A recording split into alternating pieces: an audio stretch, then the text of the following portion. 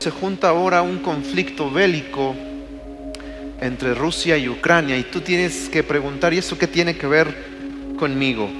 Tiene que ver mucho, porque definitivamente nada de los acontecimientos que suceden a nuestro alrededor pasan porque sí o son producto accidental. Hay un plan que se está orquestando al cual nosotros tenemos que prestar mucha atención. Usted leyó este pasaje, dice que incluso la cigüeña, la tórtola, la grulla están atentas a las señales, pero dice, pero mi pueblo no lo sabe, mi pueblo no conoce, desconoce. Y esto es lo que no buscamos, que nosotros como iglesia, como parte del cuerpo de Cristo, estemos desatentos o no estemos prestando atención a las señales que están pasando alrededor de nosotros. La vez pasada yo comentaba que el rey David, cuando empieza a unificar su reino, él contaba con el apoyo de las 12 tribus, pero había una tribu en especial que le dio un gran soporte y un gran apoyo a David, y era la tribu de Isaacar. Y el libro de Primera de Crónicas nos enseña que esta tribu tenía algo en especial. Esta tribu no aportó soldados, sino que aportó gente que conocía los tiempos. Digan conmigo, tiempos. Dios requiere que nosotros seamos personas entendidas en los tiempos. Lo que ahora estamos viviendo necesita comprensión, necesitamos darle una lectura a lo que acontece. Ahora, el tema que se viene calentando desde hace más de medio año, un poquito más, el tema que se viene calentando y que se viene agudizando es el tema de una hambruna mundial. Ahora, no estoy aquí para alarmarte ni para que entremos en crisis, es simplemente que tú entiendas que en la Biblia no es un tema nuevo, no es un tema que escape de la palabra de Dios, que Dios diga, me sorprendió este tema, no lo había yo visto. No, la Biblia tiene mucho que decir al respecto. De hecho, todos sabemos este versículo de memoria. Nada hay, ¿qué? Nuevo, ¿en dónde? Debajo del sol. Es decir, no hay algo que pueda tomarle por sorpresa a Dios. Ahora, esto que estoy mencionando quizá pueda sonar sensacionalista, alarmista para muchos, pero simplemente yo le estoy pidiendo que prestemos atención a las señales que la misma palabra, no yo, la misma palabra nos está advirtiendo. Ahora, yo le digo que este es un tema que se viene calentando a nivel global y que precisamente con este tema de la guerra en Rusia y Ucrania, bueno, esto se viene agudizando. Y obviamente los expertos dicen que esto no va a pasar el próximo mes o las próximas semanas. Esto va a terminar de agarrar forma como pasó con la pandemia. Todos sabemos cómo sucedió con la pandemia. Todos, mientras estábamos viendo en televisión lo que pasaba del otro lado del mundo, decíamos, qué terrible, qué fuerte. Sí, lo que no sabíamos es que esa ola empezaba a crecer, a crecer, a crecer, y cuando menos nos dimos cuenta, arrasó a todo el mundo. La cuestión de hablar sobre una situación de hambruna puede ponernos quizás un poquito nerviosos, pero necesitamos ver que la palabra de Dios nos marca una pauta, y ese es lo que yo quiero aportar esta mañana. ¿Cuál es esa pauta? Bien, vamos a poner de establecer la base bíblica de todo esto, porque me vas a decir, pastor, ¿de qué estás hablando? Esto suena como de periódico amarillista. Ok, dice la Biblia en Mateo 24, todos sabemos, o quizá no todos, pero este capítulo 24 y 25 son conocidos como los pasajes donde Yeshua nos advierte de las señales antes del fin. Y es precisamente aquí en Mateo 24, versículo 7, anótelo ahí por favor, versículos 7 y 8, dice, porque será levantada nación contra nación, reino contra reino. Y escuche esto, y habrá hambres, plural, y terremotos en diferentes lugares. Versículo 8, escuche, y todas estas cosas serán el principio. Digan conmigo principio. Es solo el principio. Principio de dolores o de los dolores de parto. Muy bien, aquí hay varios aspectos. Principalmente, donde nos vamos a enfocar ahorita, Jesús nos está diciendo una advertencia respecto al final. Dice que las señales que anunciarán el principio del final o de los dolores de parto, eso es lo que quiere decir, es que va a haber nación contra nación. ¿Qué significa esto? Guerra, conflicto. Y además de eso dice que habrá hambres en plural. En un momento vamos a ver por qué dice en plural. Y además dice que habrá terremotos. Estas son señales, advertencias que Yeshua nos deja en su palabra, Dios nos deja en su palabra. ¿Para qué? Para que cuando nosotros veamos que están pasando, están aconteciendo, esto para nosotros es un foco de que nos está advirtiendo de que hay un acontecimiento final, o que estamos rumbo hacia el final. ¿El final de qué? El final de los tiempos, el final de la era de este mundo. Yo sé que va a sonar muy apocalíptico esto que estoy diciendo.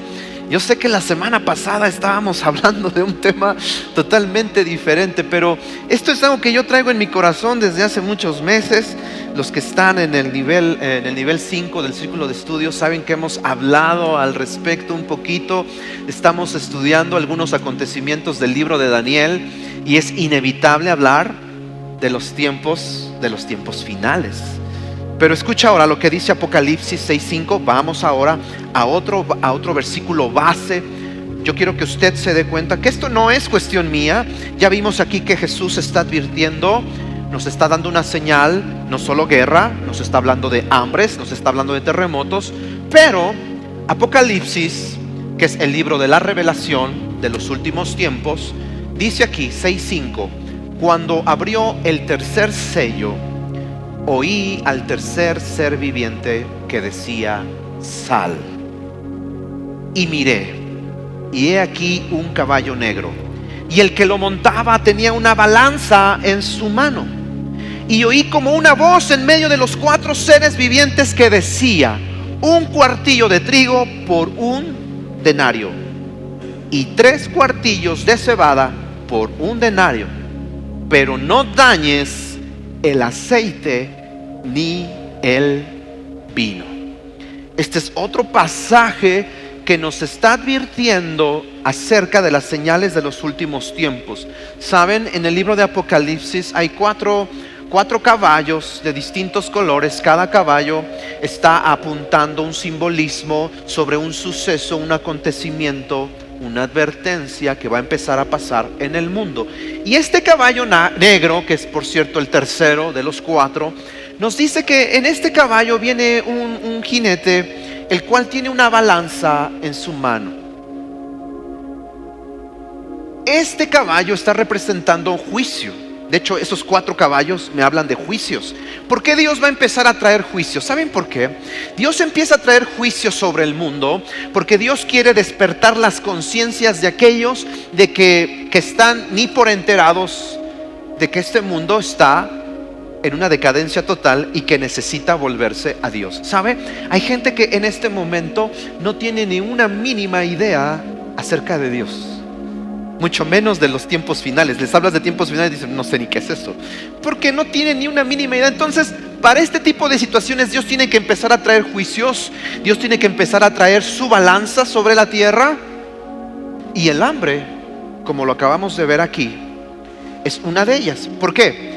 Menciona aquí 2 ingredientes principalmente. Menciona que un cuartillo de trigo va a tener el precio de un denario. Un denario, hablando en el tiempo de la Biblia, era el salario de una persona de un día. Una persona es como decir hoy el salario mínimo, lo que una persona puede ganar al día, es ese salario establecido. Bueno, así el denario está establecido en la Biblia para lo que una persona podía ganar, un jornalero podía recibir por su trabajo de un día. Entonces imagínate, por trabajo de un día tenías derecho a un cuartillo de trigo. Es lo que enseña la escritura. Y luego menciona no solo el trigo, gracias Benjamín, 3 cuartillos de cebada. Entonces no pierda de vista estos dos ingredientes, trigo y cebada. A un altísimo precio, prácticamente la gente va a trabajar para poder comer ahí más o menos algo durante el día. Mis hermanos, esto está anunciado, esto está advertido aquí en la palabra de Dios. Entonces yo quiero que podamos ver esto, que hay dos razones por las que el mundo puede entrar en una crisis de alimentos. Dos factores o dos razones por las que el mundo puede entrar en una crisis de alimentos. La primera razón o primer factor por la que el mundo puede entrar en una crisis alimentaria o alimenticia es las cuestiones naturales. Que empiece a haber sequías en muchos países, o que derivado de inundaciones, lo opuesto, se pierdan muchas cosechas. El segundo factor que puede originar una crisis de alimentos en todo el mundo es precisamente situaciones donde el ser humano empiece a controlar los alimentos y empiece de alguna manera a no distribuirlos equitativamente, y entonces a mucha demanda tú tienes poca oferta, haces poca oferta y mucha demanda, y empezamos a entrar en una especie de crisis de alimentos. Les digo algo, estos dos factores se están juntando. Hoy en día el factor clima, el factor natural, el factor inundaciones, el factor sequías. No vamos muy lejos. Ustedes saben lo que está pasando en Monterrey, en Nuevo León. Usted sabe lo que está. Nosotros estamos acá muy tranquilos, pero en realidad la situación es una situación de caos. La gente no tiene agua. ¿Y saben qué está provocando esa sequía? Escasez de cosechas de alimentos, por ende. No hay que ir tan lejos, no hay ni que siquiera pensar en el otro lado. Aquí en nuestro país estamos experimentando, incluso en algunos estados ahora, inundaciones, y se están perdiendo algunas cosechas. Entonces, y después entra el factor humano, donde el factor humano ve la oportunidad de tener una ganancia y no la va a dejar desperdiciar. Dice, este es un momento donde yo digo que te voy a ir soltando poco a poquito, pero te lo voy a dejar en un precio muy alto. ¿De acuerdo? Entonces, esto es algo de alguna manera pensar. Ahora, en esta primera parte tengo dividido en dos partes esta enseñanza. Esta primera parte quiero darte los factores, las razones, totalmente basado en una investigación, en un estudio, por supuesto, en noticias en las cuales podemos basarnos. No hablo en los sistemas de comunicación más reconocidos, sino realmente en aquellos que no le deben y no se venden a nadie. Entonces yo quiero presentarte algunos factores actuales respecto a la hambruna que podía presentarlo y que nosotros no podemos ignorarlo. Si nosotros nos hacemos de la vista gorda, está bien, pero la Biblia me enseña que es bíblico estar prevenidos. Es bíblico saber que si en otros países está aconteciendo algo, es bíblico que nosotros, si nos estamos dando por avisados, hagamos algo para prevenirlos. Y no es entrar en un sistema de confusión y de alarma ni de crisis, sino saber actuar bíblicamente ante una situación así. Te voy a mencionar un primer factor que puede ocasionar todo esto y que está derivando ya en una crisis mundial. Rusia y Ucrania, para los que no sepan, tienen el 30% del mercado mundial de trigo. Rusia y Ucrania comparten ambos el 30% del mercado mundial de trigo. Yo quiero que pienses, estoy hablando a nivel mundial. Entre ellos dos poseen el 30% del mercado. Y es precisamente que estos dos países están ahorita en un conflicto geopolítico.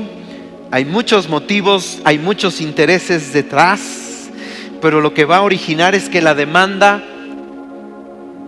sigue igual. El hecho de que Rusia y Ucrania estén en guerra y ellos sean de los principales productores de trigo, cebada y aceite de girasol y fertilizantes, El hecho de que ellos estén en guerra no quiere decir que la demanda va a bajar. La demanda sigue igual, pero lo que ellos están haciendo es que Rusia, como saben, tiene todos los vetado toda la cuestión con la OTAN, con todo el occidente. No lo quieren. Rusia de alguna manera está vetado y además está en conflicto. Entonces no va a vender, no va a ofrecer sus productos, al contrario, los va a retener. Ucrania, aunque quisiera, Ucrania está siendo atacada. Ustedes saben que no tiene la posibilidad de poder vencer a Rusia, simplemente está medio defendiéndose. Y sus campos de cultivo, obviamente derivado de la guerra, se están perdiendo. Y ahora tú dices, bueno, ¿qué a poco sí es muy importante el trigo?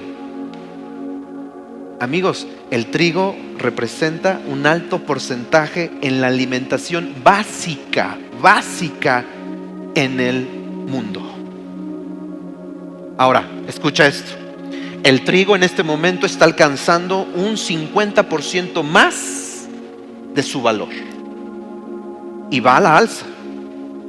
Entonces está pasando lo que acabamos de decir. Hay mucha demanda y hay muy poca oferta. Entonces los precios se van a empezar a disparar. Ahora vean esto. En la producción mundial de trigo, de cebada, de aceite y de fertilizante, el primer lugar lo ocupa China. China es el primer lugar en exportar todos estos productos tan elementales y tan básicos para el mundo. El segundo lugar lo tiene India, el tercer lugar lo tiene Rusia, cuarto Estados Unidos y el quinto lo tiene Ucrania. Esto representa una situación complicadísima y te voy a decir por qué. Porque China, como la mayoría sabe, es un país que exporta muchísimas cosas al mundo. Es un país totalmente que ve una botella y hace un producto de la botella y te lo vende, ¿no? Y lo empieza a exportar y hace muchas cosas. Bueno, este es China. China ocupa el primer lugar, India el segundo, Rusia, Estados Unidos y Ucrania. Si ustedes ven de estos 5, tenemos ahí a Ucrania y a Rusia. Dentro de estos 5 principales en el mundo están estos 3. Están Ucrania y Rusia, perdón. Entonces aquí empezamos a ver el problema que se empieza a derivar. ¿Cuál es el problema? Actualmente hay 417 millones de personas en 81 países al borde de una hambruna. ¿Saben? Cuando nosotros solamente estamos de este lado, en nuestro país, en nuestro estado, en nuestra ciudad, en nuestro municipio, a veces no nos llegan este tipo de noticias. Sabes que países como el Yemen, Sudán del Sur, Nigeria, Afganistán, Etiopía, son países que ahorita tienen hambruna. O sea, no estoy diciendo que les va a venir, ellos ya tienen una hambruna. 417 millones de personas ya están experimentando en este momento la hambruna. Y vas a decir, claro, siempre ha existido. Por supuesto. A lo que voy es que esto va en aumento. Dicen que para el año próximo América Latina no se va a quedar atrás, principalmente con El Salvador, Guatemala y Venezuela, que los tenemos aquí abajito. Entonces ellos van a empezar a experimentar. Ustedes saben, esto es un secreto a voces. La situación en Venezuela es una situación, en Cuba es complicadísima, ¿no? Solamente nos llegan algunos extractos de noticias, lo que realmente el sistema nos quiere a anunciar y ver. Pero en realidad, si tú tan solo te pones a rascar un poquito, te das cuenta de la situación real de esos países. Una situación donde la gente está desesperada, hace lo que sea por salir de esos países. ¿Qué tendrá que estar pasando para que la gente esté desesperada a aventarse a caminar cientos de kilómetros con sus niños en brazos? ¿Te has preguntado qué origina que una persona, tú ves la gente, los inmigrantes, ves la bestia, ves la gente caminando kilómetros y dices, ¿qué tendrá que estar pasando en su mente, en su contexto, para que la gente se orille a tomar esas decisiones? ¿Sabes qué? El hambre. No hay oportunidades. no hay oportunidades. Entonces esto a nosotros nos mete en un serio aprieto. Ahora, India representa el segundo lugar en exportaciones, en trigo, en cebada. Pero escuchen, India está experimentando sequías en este momento. ¿Y saben lo que está haciendo India? Las noticias dicen que India dice: ¿saben qué? Yo no voy a exportar a partir de ahora. Hace como 2 meses India dijo: yo no voy a exportar nada de lo que estaba produciendo porque ahora me lo voy a quedar, porque yo estoy experimentando sequías y me lo quedo para mí. Ustedes saben que India es uno de los países con una densidad demográfica altísima.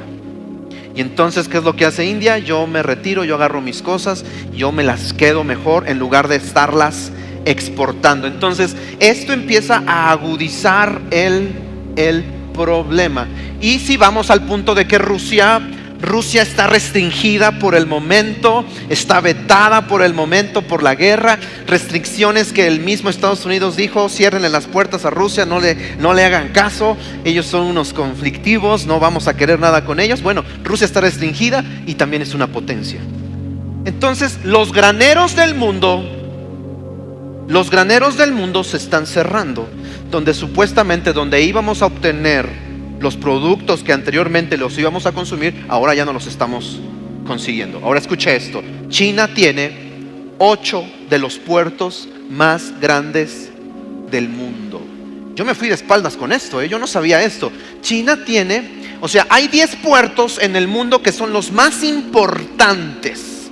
Y yo te le voy a explicar por qué es tan importante esto de los puertos marítimos.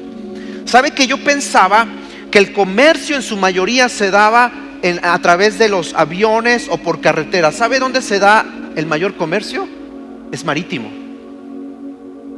El comercio en su mayoría en el mundo es marítimo.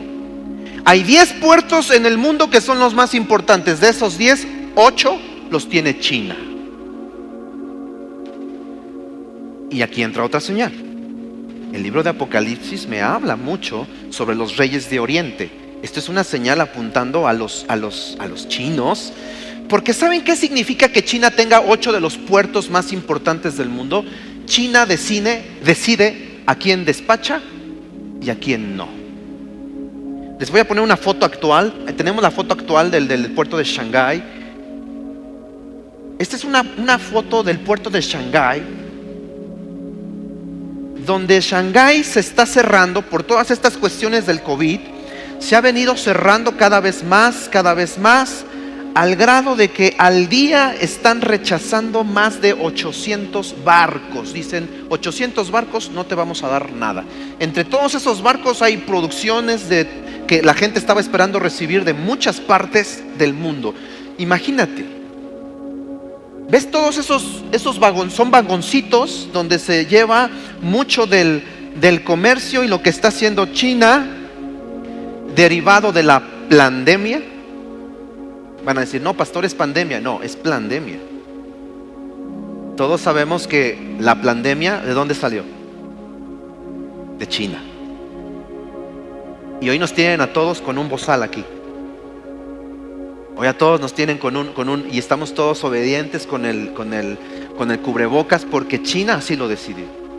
Y ahora no solo eso, China va a decidir ahora a quién le vende y a quién no.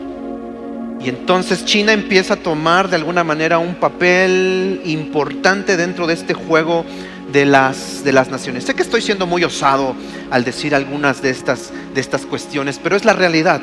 Shanghái en este momento, que es un puerto importantísimo, está colapsado y está cerrado. Escúcheme, el 90% del comercio mundial es marítimo. Sabe que nosotros no estamos muy conscientes de eso, porque no estamos, como quien dice, cerca del mar. No nos percatamos de muchas de las cosas que están sucediendo. Pero el principal problema que viene es la escasez de alimentos. Bueno, esta es la parte, digamos, de alguna manera de noticias, el contexto mundial. Pero yo no vine tan solo a eso. Yo vine a darle el aporte bíblico y lo que la palabra de Dios me enseña respecto a estos momentos. ¿Qué hicieron los grandes hombres de la Biblia en momentos de crisis mundial?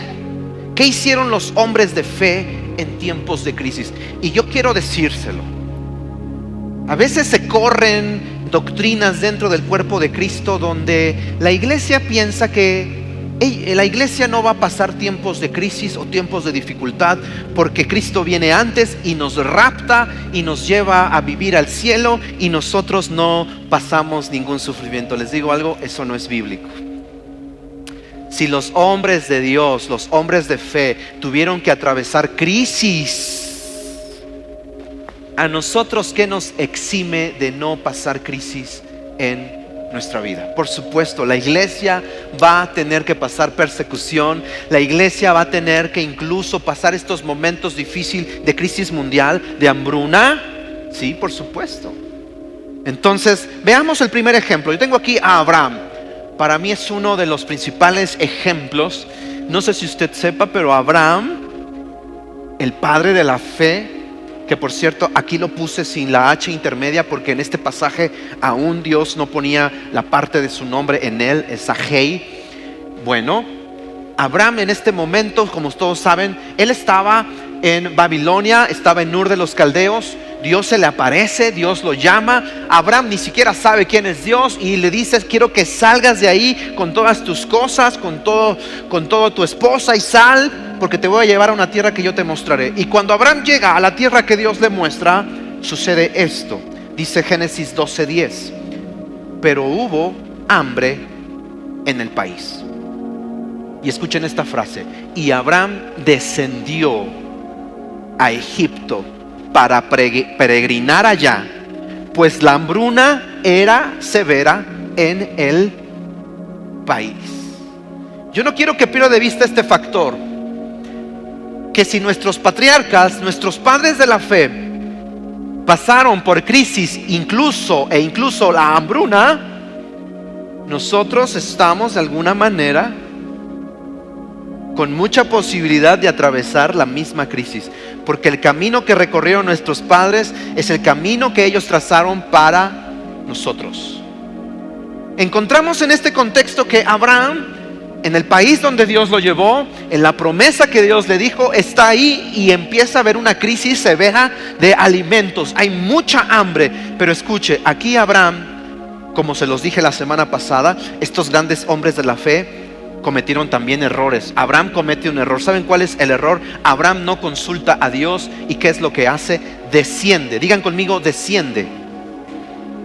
¿Saben que este es un verbo que se usa en la escritura cada vez que se refiere a Egipto? Cuando una persona iba a Egipto se dice descender a Egipto. El término descender significa como que vas a retroceder, como que vas a regresar a lo de antes. ¿Qué es lo que hizo Abraham? Vamos a aprender incluso de un error que comete Abraham. Espero que tú y yo que lo podamos aprender. Abraham, como el padre de la fe, comete un error al no consultar a Dios. Él ve una crisis, dice: crisis, hambre, me voy a Egipto. Me voy a donde está la potencia mundial, me voy a donde está la urbe, me voy a donde está la civilización, me voy a donde seguramente va a haber producción. Eso es lo que hace Abraham. Y ¿saben? Sucedió que eso no era la voluntad de Dios. Eso no era lo que Dios quería para Abraham. Cometió un error. ¿Por qué comete un error? Le voy a decir dos cosas que hizo Abraham. Abraham, cuando llega a Egipto, tiene a su mujer, que es Sara. La Biblia dice que Sara era una mujer hermosa. Era una mujer hermosa. Y Abraham dice, cuando llega a Egipto, dice: no sea que me vayan a matar para quedarse con mi mujer. Abraham dice: voy a decir una mentira. Voy a decir que es mi hermana. Y entonces la hace pasar como su hermana, cosa que sale mal porque se originó un problema. El rey de Egipto le dice: ¿por qué hiciste eso? ¿Por qué me mentiste? Bueno, el chiste es que lo mandan de regreso a Abraham. Lo corren de Egipto, donde supuestamente iba a estar mejor, donde supuestamente iba a haber provisión. No solo eso, ¿saben a quién se trajo de Egipto? A la esclava de Sara llamada, ¿cómo se llamaba? Agar. Y para los que conocen más o menos la historia, ustedes saben que Agar se iba a convertir en una mujer muy incómoda para Abraham, porque de hecho Abraham tiene un hijo con esa mujer. Es decir, que si Abraham no hubiese descendido a Egipto, no se hubiese metido en esos problemas. Entonces, ¿qué podemos aprender de la vida de Abraham? Bueno, les voy a decir, en momentos de crisis, en momentos de crisis, en momentos de hambruna, iglesia, tenemos que pensar no con la mente física, tienes que pensar con mente espiritual. La mente física te va a decir, no, ¿sabes qué? Vamos a movernos de aquí, porque aquí no están llegando los alimentos. Vámonos a la civilización, vámonos a acercarnos a las grandes ciudades, vámonos acercando más hacia el norte. Yo te pregunto, ¿cuál sería tu reacción? Podemos criticar, incluso juzgar, Dios nos libre. Podemos criticar a Abraham y decir, ¿por qué Abraham hizo eso? Pero yo te pregunto, ¿qué vas a hacer o qué vamos a hacer si el mundo entra en una crisis? ¿Qué haríamos tú y yo? ¿Qué harías tú? ¿Qué haría yo en un momento de crisis? ¿Sabes qué? Necesitamos modelos. Y ¿sabes qué? La Biblia nos ofrece esos modelos, esas guías, los cuales representan a nosotros la respuesta de lo que sí debemos de hacer y de lo que no debemos hacer. Hoy estamos aprendiendo en este primer ejemplo lo que no debemos hacer. ¿Qué es lo que no debemos hacer? Descender a Egipto. Egipto representa el sistema de este mundo. Egipto representa los valores de este mundo. Egipto representa la cultura de este mundo. ¿Qué pasaría si el mundo entra en crisis? La palabra de Dios me enseña es que no te voltees al sistema del mundo, no busques encajar en el sistema del mundo, en la cultura del mundo, por salvarte o querer salvar tu vida o la de tu familia. No es el procedimiento el que tienes que seguir. ¿Y saben qué me llama mucho la atención? Que esta prueba se convirtió en una prueba generacional. ¿Qué significa prueba generacional? Abraham experimentó hambre. ¿Quién fue el hijo de Abraham? Ay, no me espanten, ¿quién fue el hijo de Abraham? Isaac. Dije, sí estoy en el lugar correcto, ¿verdad? El hijo de Abraham es Isaac. Vamos a ver este segundo ejemplo. Vamos a ver a Yitzhak, a Isaac. En Génesis capítulo 26, versículo 1. Isaac, el hijo de la promesa, el hijo que tuvo con Sara, su mujer, el siervo Abraham. Encontramos que, escuchen esto, hubo hambre en aquella tierra. ¿Cómo se repite el patrón? ¿Se dan cuenta? A veces podemos leer tan rápido y no prestamos atención a estos detalles. Abraham pasó hambre, ahora su hijo va a pasar hambre. Dice aquí, hubo hambre en aquella tierra, distinta de aquella hambruna en los días de Abraham. E Isaac fue a Gerar, donde Abimelech era rey de los filisteos. Y escuchen esto, y se le apareció Yahweh y le dijo, no bajes a Egipto. ¿Ya vieron otra vez el verbo? Bajar a Egipto. Dice, mora en la tierra que yo te diré. ¿Saben que este caso es totalmente distinto? ¿En qué es distinto? Abraham entra en crisis, el mundo entra en crisis y Abraham pega el brinco hacia Egipto. Isaac dice, mi modelo es mi papá. Mi papá me contó que en momentos de hambre él fue a Egipto. Y a lo mejor por la mente de Isaac dice, yo creo que tenemos que ir a Egipto porque allá va a haber oportunidades para nosotros. Y Dios se le aparece y le dice, ni se te vaya a ocurrir, Isaquito, ir o bajar a Egipto. ¿Saben que esto es importante? Y aquí radica la gran diferencia. Por favor, en momentos de crisis no imites a personas que no están buscando la voluntad de Dios. Muchas veces nosotros tomamos decisiones basadas en imitar a lo que hizo él. A él le fue bien porque hizo eso. Seguramente en eso que hizo está la clave para que me vaya bien a mí. Y tú vas tras de eso y dices, porque quiero que me vaya bien, voy a hacer lo que hizo él. Error. La bendición es del Señor, no se te olvide. Dios bendice y recompensa la obediencia. Entonces, ¿quieres que Dios te bendiga? ¿Quieres que Dios te ayude en momentos de crisis? Definitivamente la obediencia es clave en todo esto que estoy diciendo. Ahora, ¿qué fue lo que hizo Isaac? Si Dios no le permitió descender a Egipto, ok, ¿qué fue lo que hizo Isaac? ¿Quieres que te diga lo que hizo Isaac? Génesis capítulo 26, versículo 12. Vamos a ver lo que hizo Isaac. Bueno, aquí está mi tocayo. Dice aquí, sembró Isaac en aquella tierra. Escucha. Y aquel mismo año cosechó 100 por 1. ¿Por qué? ¿Quién lo bendijo? ¿Quién te ayuda a que las cosas te salgan bien? ¿Quién te va a prosperar en momentos de hambruna? Dios. Dios, por supuesto. ¿Cuál es la clave aquí? ¿Qué fue lo que hizo Isaac? Algo ilógico. Estamos en crisis. ¿Y qué es lo que hace Isaac? Voy a sembrar. Tú dices, no, estás mal. Estamos en crisis, Isaac. ¿Cómo vas a hacer eso? No hagas eso. Versículo 13, y aquel varón se engrandeció. Escuchen cómo Dios empieza a prosperar a Isaac. Y continuó engrandeciéndose hasta hacerse muy poderoso. Este es Isaac. Dice, y tuvo rebaño de ovejas, hato de ganado y gran servidumbre, tanto que los filisteos, es decir, la gente que no teme a Dios, ¿saben qué fue lo que pasó cuando vieron a Isaac? Dijeron, le tuvieron envidia. No es Isaac envidiando lo que los filisteos tienen, sino son los filisteos envidiando lo que Isaac tiene. Esa es la postura de un hijo de Dios. Un hijo de Dios no va tras la ambición y la envidia por lo que otros tienen. Yo quisiera tener lo que él tiene. No.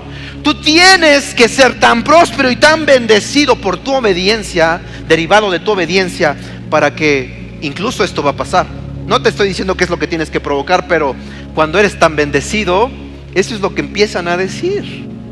Que tienes 40 terrenos y más, ¿no? Chiste local. Que pasan este tipo de situaciones de que eres tan bendecido que empiezan a decir, algo está mal, seguramente ha de ser narco, seguramente está haciendo algo indebido, está lavando dinero. No. Es la bendición de obedecer al Señor. ¿Sabes? En tiempo de hambre, Isaac sembró. Digan conmigo, sembró. Ahora pongan su mano así, sembró. Lo que está aquí adentro de mi mano es mi semilla. Y eso es lo que Dios quiere que tú y yo hagamos en tiempo de crisis. Parece muy loco, ¿no? Porque ¿qué es lo que hace el mundo? ¿Qué es lo que está haciendo China? ¿Qué es lo que está haciendo la India? En tiempo de crisis ellos dicen, me repliego, me cierro. Dios dice, en tiempo de crisis, siembra. Tienes que sembrar. Yo sé que la mente natural nos dice no es momento, pero en la mente espiritual esto es algo importante. Saben que la hambruna que se derivó en el tiempo de Isaac fue una hambruna por cuestiones de sequía. No estaba lloviendo. Eso agudiza o aumenta el factor de que, a ver, Isaac, no solo vas a sembrar en tiempo de sequía, sino que además, compadre, no está lloviendo. O sea, estás mal. Eso es fe. No sería fe si yo veo que hay una gran lluvia, hay una gran tierra fértil. Eso ya no es fe. Eso es lo que hacemos muchos de nosotros. Solamente sembramos cuando nos está yendo bien, cuando tenemos y decimos, ahora sí voy a sembrar, ¿no? ¿Saben que eso pasa muchas veces en las relaciones? Cuando estamos en las relaciones, muchas veces le decimos a la otra persona, dame manzanas para que yo pueda poder sembrar. ¿Saben que eso no tiene lógica? ¿Qué es lo que tienes que hacer antes de pedir las manzanas? Primero siembra. ¿Quieres cosechar de tu esposa manzanas? ¿Quieres cosechar de tu esposa manzanas? ¿De tu esposo y de tu esposa? Bueno, ¿qué tienes que hacer? Antes de que le pidas manzanas a tu papá, a tu mamá, a tus hermanos, primero tú siembra. Pero somos especialistas en querer cosechar sin antes sembrar. Y la siembra es uno de los factores importantísimos porque así está creado este universo. ¿Sabían que este es uno de los principios con los cuales fue formado este universo? Este mundo funciona así. Son leyes que no importa si tú crees o no crees en ellas, son leyes que están. ¿Sí? Lo he dicho otras veces, es como la ley de la gravedad. ¿Sabías que hay gente que no cree en la ley de la gravedad? Esto me parece chistoso, ¿no? Que en pleno siglo XXI haya gente que diga, no, eso de la ley de la gravedad, eso no. Bueno, hay gente que dice incluso que la Tierra es plana. Y es un punto de vista muy, muy debatible si tú quieres. Pero hay puntos de vista. Pero hay cuestiones donde hay leyes, hay principios que Dios estableció que no importa si tú los crees o no, están vigentes. Es decir, yo no creo en la ley de la gravedad. Y como yo no creo en la ley de la gravedad, ahí les voy, ¿no? y me aviento porque voy a flotar, porque yo no creo en la ley de la gravedad. No, voy a hacer una tontería porque les voy a caer encima. La ley de la gravedad funciona y existe, lo crea o no lo crea. ¿Quieren que les diga una ley por la cual está creada este universo también? La ley de la siembra y de la cosecha. Tú no vas a cosechar donde no sembraste. Pero no sé qué nos pasa, porque pensamos que no sembré nada, pero pues igual y luego cosechar algo, ¿no? Y entonces nos acercamos, a ver, yo creo que puedo cosechar. No he sembrado, pero yo creo que voy a cosechar. No, mi hermano, estás perdiendo tu tiempo. Si no sembraste, es obvio que no vas a cosechar. Esto es lógica. No me importa si tú no crees. Es que yo no creo en la ley de la siembra y la cosecha. Está bien, no creas, pero te digo algo: si no estás sembrando, no vas a poder cosechar. ¿Saben qué fue lo que pasó con Isaac? Versículo 18 del capítulo 26 dice: luego Isaac volvió a abrir los pozos de agua que habían cavado en los días de su padre Abraham y que los filisteos habían cegado después de la muerte de Abraham, y los llamó con los mismos nombres que les había puesto su padre. ¿Sí? Dice Isaac: bueno, no hay lluvia, no hay problema, yo sé dónde hay agua. Y Isaac recuerda los pozos que habían estado ahora cerrados después de la muerte de su padre. ¿Y qué es lo que hace Isaac? Empieza a destapar los pozos, y por supuesto esa misma agua, aunque no cayó agua en forma de lluvia, bueno, lo que provoca es que haya agua para sus sembradíos, y eso provoca una gran cosecha que lo llevó a ser bendecido y prosperado por Dios. Tercer ejemplo, veamos ahora. Ya vimos a Abraham, ya vimos a Isaac, y ahora vamos a ver a dos hombres aquí.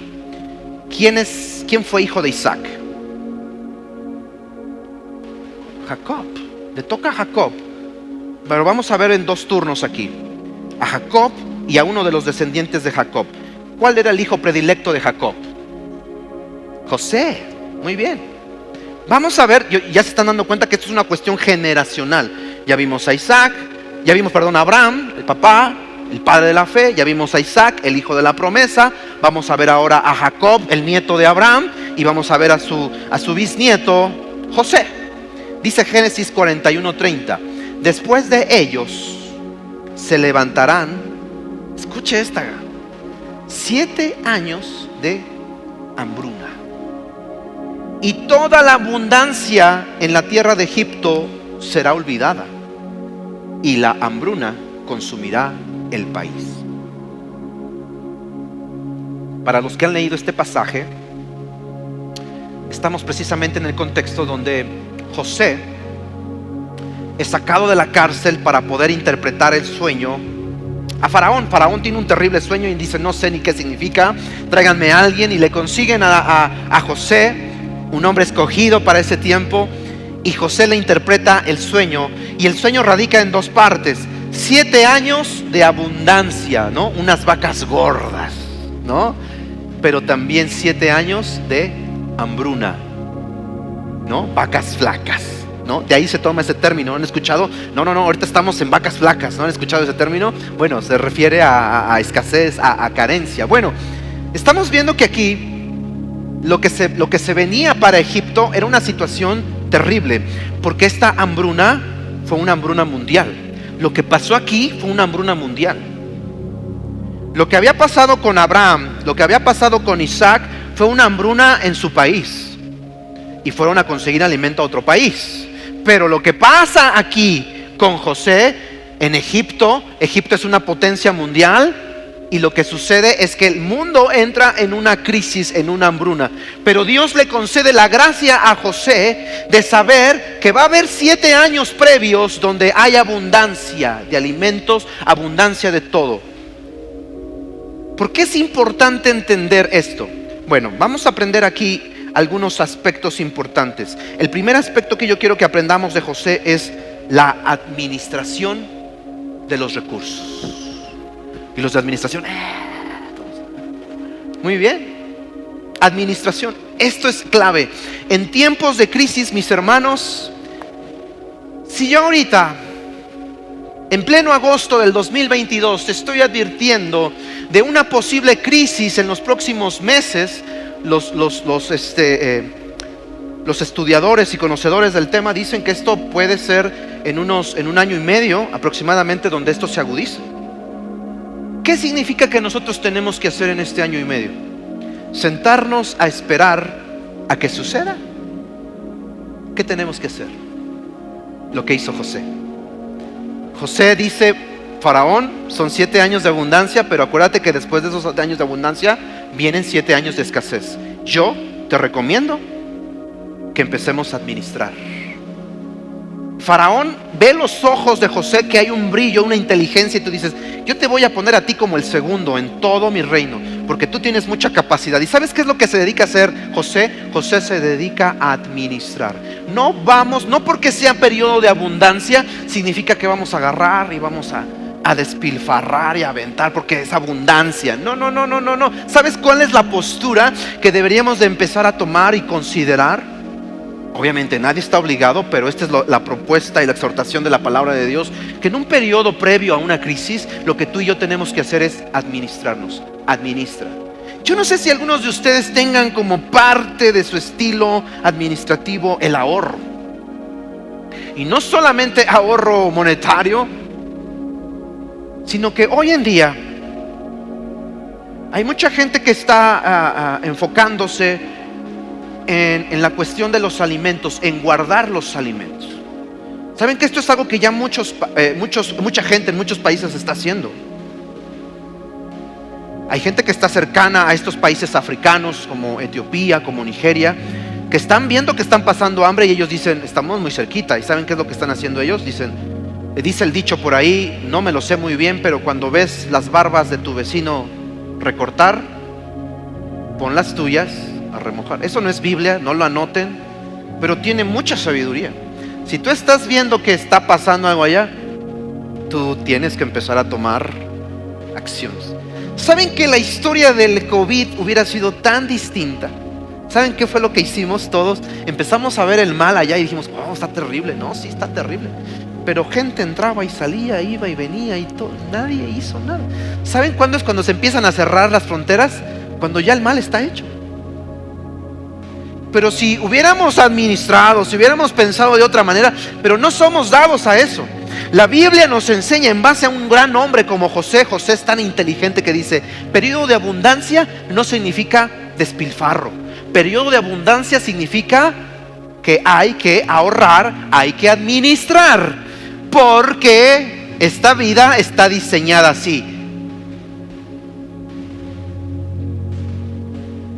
¿Sí? ¿A cuántos les ha pasado esto? ¿No? Algunos lo definen así: quincena, casi quincena. Ay, ya viene la quincena. No. Bueno, eso es lo que pasó. 7 años de abundancia, porque iba a haber 7 largos años de escasez. ¿Sabes? Nos cuesta mucho trabajo entender esto. Hablamos de escasez y a veces nos cuesta mucho trabajo, porque tú entras a un mercado aquí en la Ciudad de México. Y es padrísimo porque ves tantos colores de las frutas, las verduras, es increíble. Pero yo estaba viendo un reportaje en Nigeria. Entrar a un mercado es ponerte a llorar. Parece un cementerio. Tú entras a un lugar donde se supone que va a haber alimentos y no hay alimentos. Donde el precio de las cosas es altísimo. Y encima no pueden cosechar tanto porque no les está llegando fertilizantes. Porque recuerdan, Rusia y Ucrania exportan fertilizantes, pero ahora no lo están haciendo. Entonces, a falta de fertilizantes, no están teniendo la producción que ellos quisieran tener. Entonces, para mí es clave entender la administración de los recursos. ¿Sabes qué? Cuando la gente llegaba con Faraón, gente de todo el mundo empezó a llegar con Faraón y le decían: Faraón, danos, porque sabemos que tú tienes, es más, construiste graneros donde tienes los recursos, danos. Faraón dice: ve con José y haz lo que José te diga, porque José es el Señor de toda la tierra. Así dice el versículo. ¡Wow! José hace algunos meses estaba en la cárcel. ¿Cómo me explicas que ahora gente de todo el mundo viene a decirle: dame, por favor, ábreme, dame, regálame tantita comida? Porque José es un hombre administrado. Él vio venir el mal y él dijo: hay tiempo para prevenir, hay tiempo para administrarnos, hay tiempo para prepararnos, para no estar en el futuro: ay, Dios mío, ten misericordia de mí, ay, Dios mío. Ya es demasiado tarde. Porque Dios no hace nada sin antes advertirnos. Eso ténganlo por claro. O sea, nada viene a este mundo sin que Dios previamente haya avisado. Que no nos hayamos enterado es diferente. ¿Saben qué es lo que hizo José? Cuando gente del mundo venía y le decía: dame, ¿saben qué fue lo que hizo José? José abría el granero y les daba. ¿Saben que esta es otra lección la cual nosotros podemos aprender? Que en tiempo de crisis, cuando fuiste administrado, cuando administraste recursos, ahorraste, en tiempo de crisis tú vas a tener incluso hasta para dar al que no tiene. Ese es José. Escuchen lo que dice este hermoso Proverbios 19:17. A Adonai presta, es decir, al Señor prestas, a Dios presta el que da al pobre, y el bien que ha hecho se lo volverá a pagar. Yo quiero que pienses este versículo, piensa tantito, mastícalo. Cuando tú le das a una persona en necesidad, es como si le estuvieras prestando a Dios. Y no sé si tú sepas, pero las personas que le prestan a Dios, Dios no es un deudor. Dios no se queda con nada. Dios dice: no, a mí, yo no te voy a deber nada. Ten, y hasta el pilón, órale. Dice aquí: y el bien que ha hecho se lo volverá a pagar. Cuando nosotros tengamos una acción así, de dar al necesitado, de dar al que tiene necesidad en su vida, bueno, yo quiero que consideres esto: que cuando tú das, cuando tú donas a la gente en necesidad, se lo estás dando directamente al Señor. Y yo quiero hacer este paréntesis: si usted ofrenda, si usted dona algo a la iglesia, a la comunidad, no dé lo que le sobre, se lo suplico. No dé sobras a Dios, por favor. No dé algo que ya no sirva. Yo recuerdo por ahí del 92, del 91, una hermanita muy linda en la iglesia de mi papá nos donó 20 sillas para la iglesia. Solo que esas 20 sillas tenían una peculiaridad: tenían 3 patas.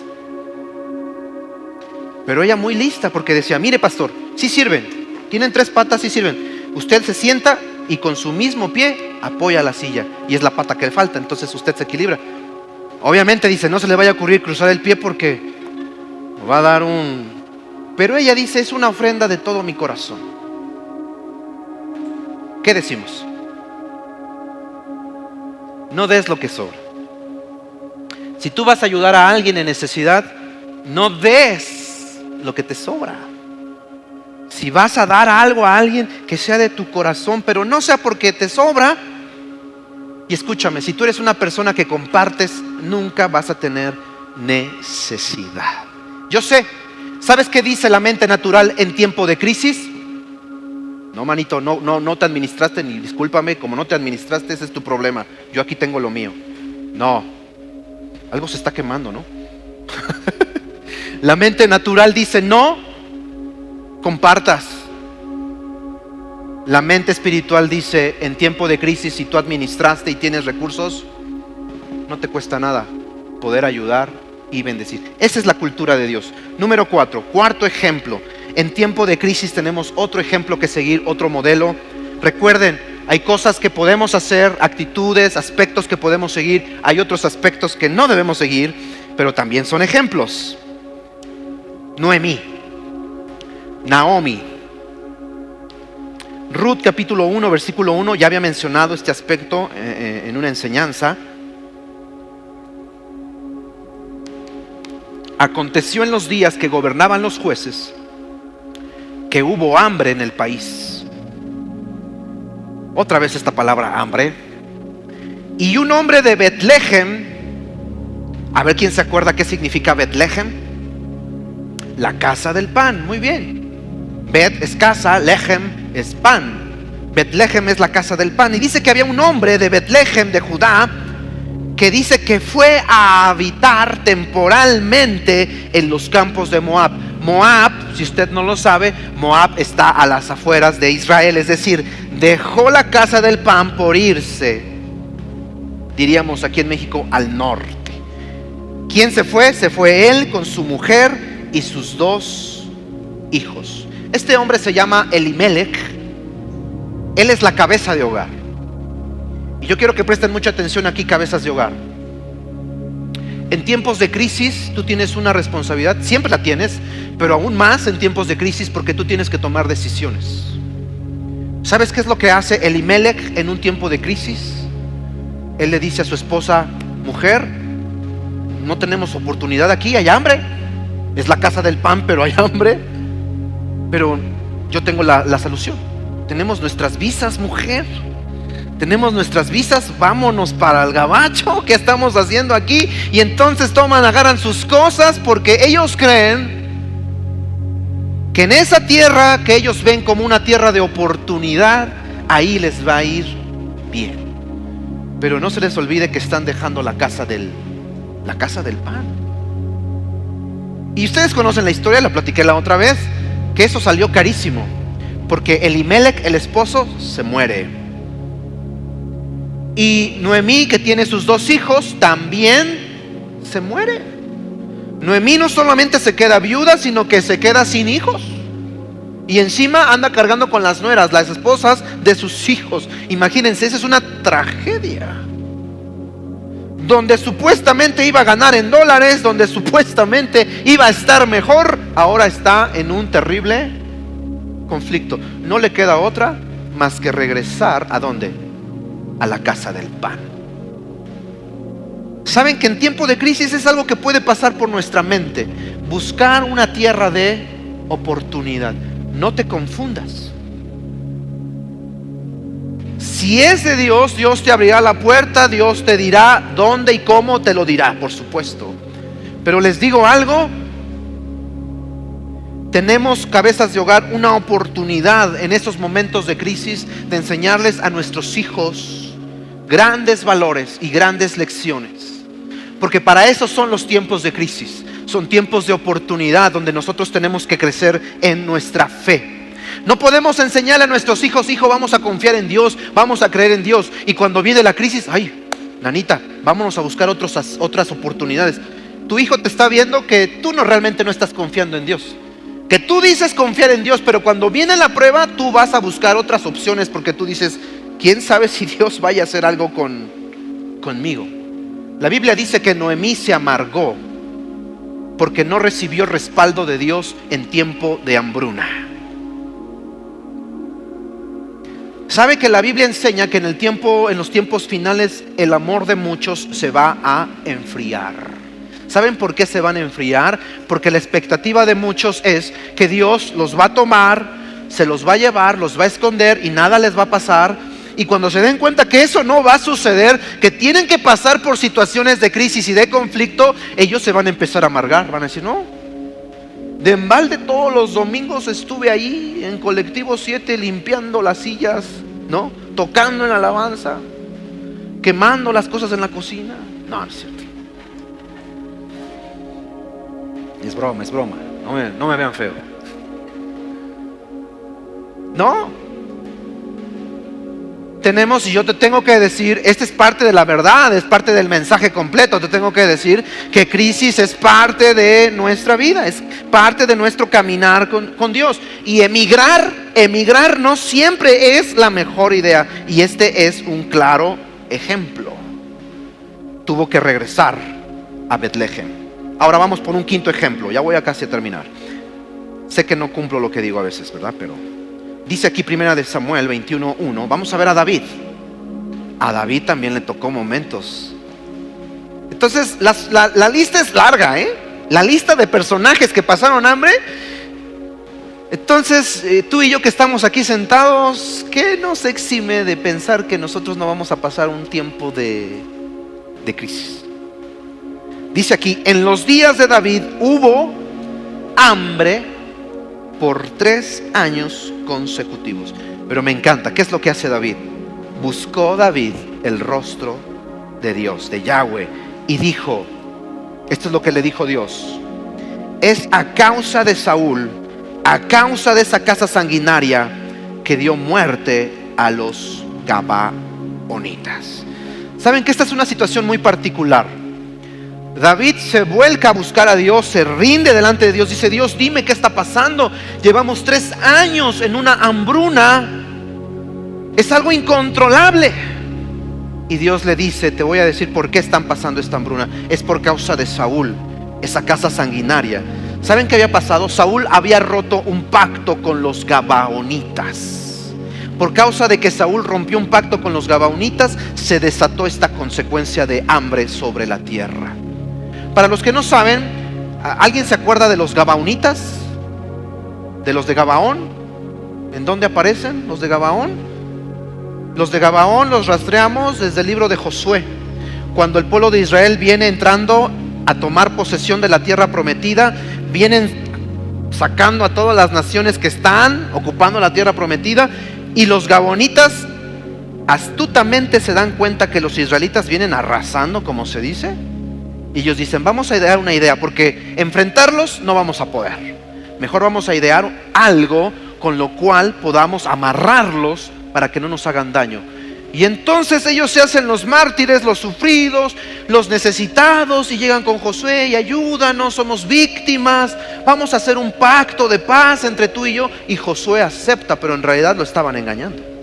Pero entró en un pacto Josué con los de Gabaón.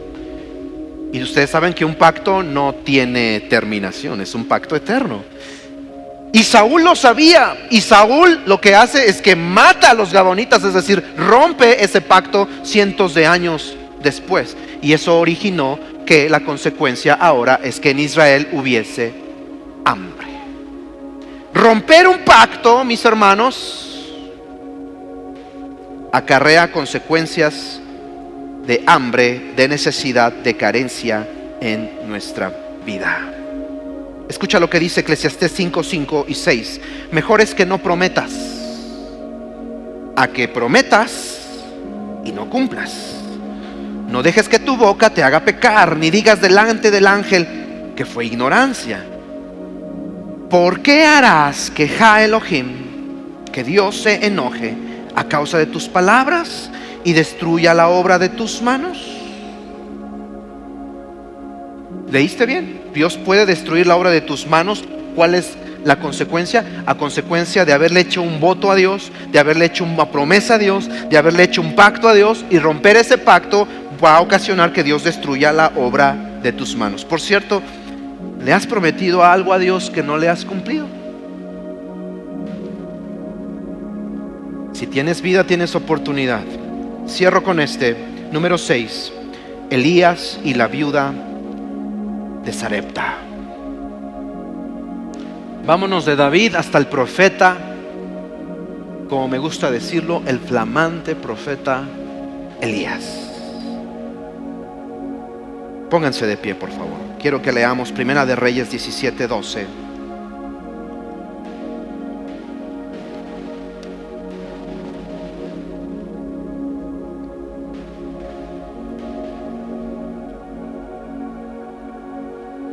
Les doy el contexto de este pasaje. Dios manda al profeta Elías a cerrar el cielo, es decir, no había lluvia, y ya había un periodo de más de 3 años donde no había llovido. ¿Y sabes qué es lo que ocasionó? Lo que dijimos, uno de los factores que origina carencia y hambruna es la falta de lluvia, la cuestión natural. Entonces empieza a haber una hambruna incontrolable en la tierra de Israel y en los países aledaños. Y Dios manda al profeta Elías en un momento de crisis, en un momento de hambruna. Dios manda al profeta Elías con una mujer que es viuda y que tiene un hijo. Parece algo ilógico, Porque escucha lo que hace el profeta Elías cuando llega a la casa de esta mujer. Es una mujer muy pobre, es una mujer que tiene mucha necesidad porque no tiene un esposo y encima tiene que alimentar a un pequeño. Y cuando llega a la casa de esta mujer, dice Primera de Reyes 17:12, pero ella respondió: vive Yahweh tu Dios, que no tengo pan cocido. Solamente tengo un puñado de harina en una tinaja y un poco de aceite en la vasija. Y aquí estaba recogiendo un par de leños para entrar y prepararlo para mí y para mi hijo, para que comamos y muramos. Elías le dijo: no temas, ve, haz como has dicho, solo que de ello hazme a mí primero una torta pequeña y tráemela. Después harás para ti y para tu hijo. Versículo 14. Porque Yahweh Dios de Israel dice así: la harina de la tinaja no escaseará, ni el aceite de la vasija disminuirá, hasta el día en que Yahweh mande lluvia sobre la faz de la tierra. Digan amén. Es una mujer que está en una crisis como todo el mundo. No tiene, y le es sincera, le es honesta. Le dice al profeta. El profeta llega y le dice: necesito comer. Y la mujer le dice: solo tengo un puñado de harina. Es más, te voy a decir, te voy a confesar lo que iba yo a hacer. Iba yo a cocinar con esto poquito que tenía, se lo iba a dar a mi hijo y a mí, y nos íbamos a dejar morir, porque no hay más para nosotros. Se acabó para nosotros. Y escucha lo que dice el profeta Elías: no temas, ve y haz lo que te acabo de decir, lo que acabas de decir, hazlo, pero dame a mí primero. Híjole.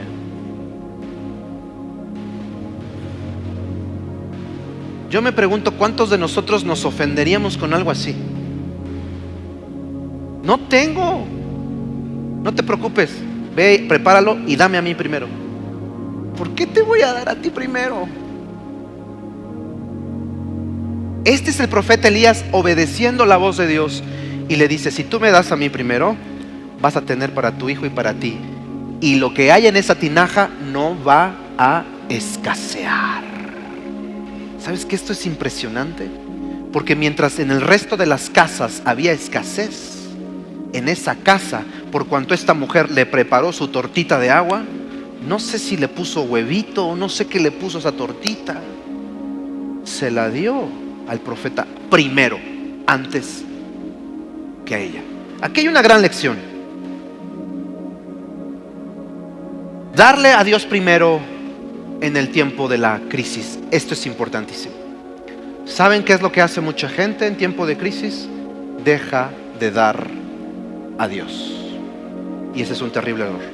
En tiempo de crisis Dios dice: dame a mí primero. Eso es fe.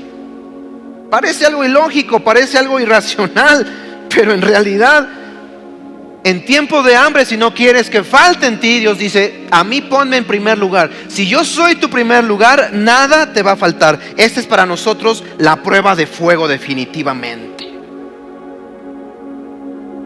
Hay gente que en algún momento, hace años atrás, hacía su presupuesto y me decía: pastor, es que yo quiero dar a Dios, yo quiero diezmar, yo quiero ofrendar, pero mira, y hasta me mandaban su screenshot, me decían: mira, este es mi presupuesto, esto es lo que entra, esto es lo que sale, y mira, yo aunque quiero, no me sobra nada.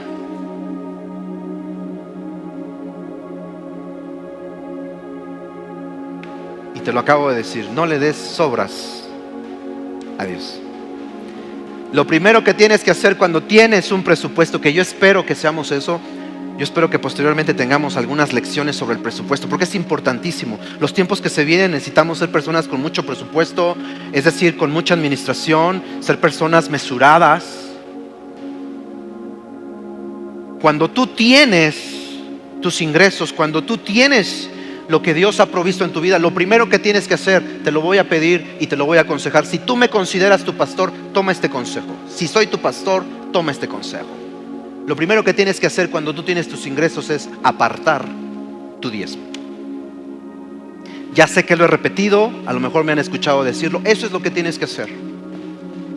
Tú tienes un ingreso, esta es una manera en la que tú estás honrando a Dios.